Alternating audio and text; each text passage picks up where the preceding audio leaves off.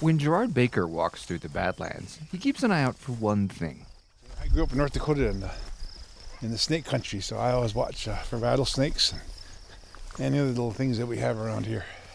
Baker served as the superintendent of Mount Rushmore before taking a job as the director of the Oglala Sioux Tribe Parks and Recreation Authority. Baker looks out over the red clay and yellow sandy bluffs of the Badlands. It's a ruggedly beautiful landscape, and it's sacred to the Lakota. You can come out here, for example, and listen to that.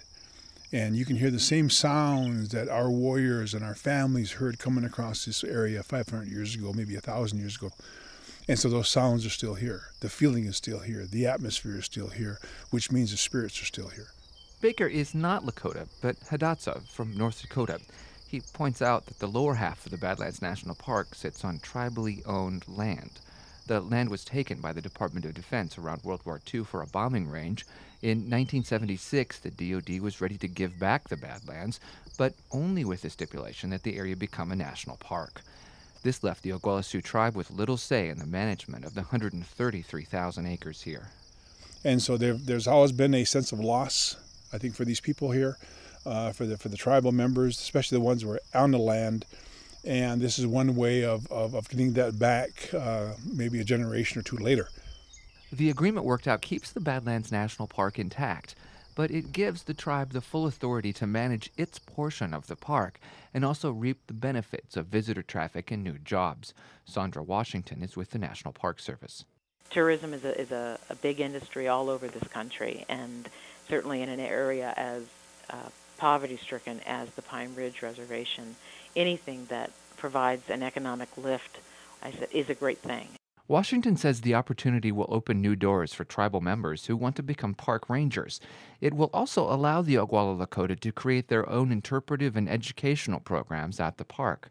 Gerard Baker hopes this helps remove stigma around the Pine Ridge Reservation.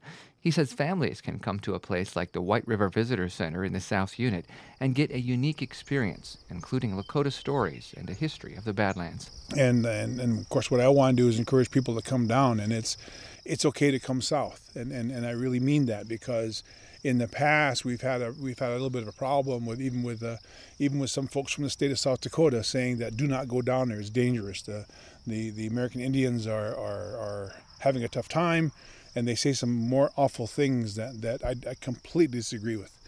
I think one of the biggest challenges people have coming down here is they don't know about the places to stay down here. They don't know that we have restaurants down here. They don't know that we have areas where you can go and educate yourself. And it's one of our jobs this summer is to let those folks know that come down here and give them a good experience so they can go home and tell their neighbors and friends and relatives, and they keep coming back. Tribal members hope this move sets a precedent for other areas of the country where tribal lands fall in parks. It turns out there are a number of iconic landscapes in the United States that are tribally owned. Meep, meep.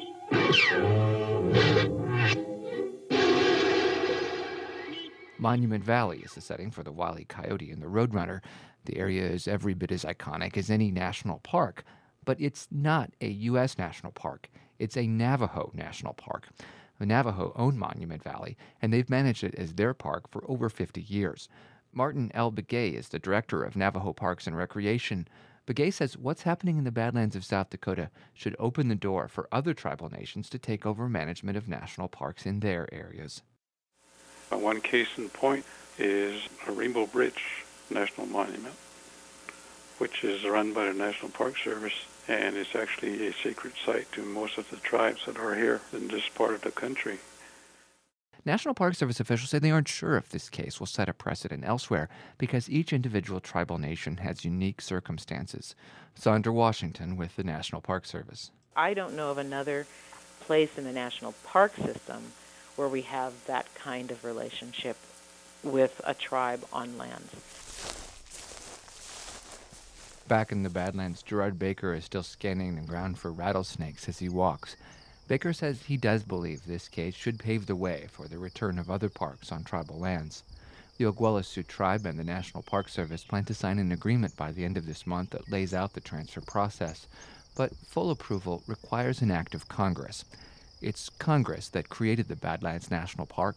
Now, those close to this process hope Congress will see fit to give control over part of the park back to the original owners. For South Dakota Public Broadcasting, I'm Charles Michael Ray in Rapid City.